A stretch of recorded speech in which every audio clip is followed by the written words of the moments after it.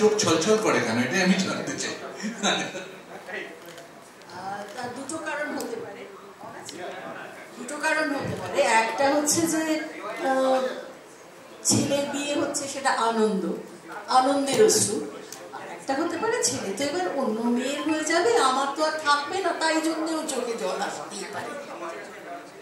না এখন তো হয়, এখনই তো বেশি হয়, ছেলে তো আর থাকে না।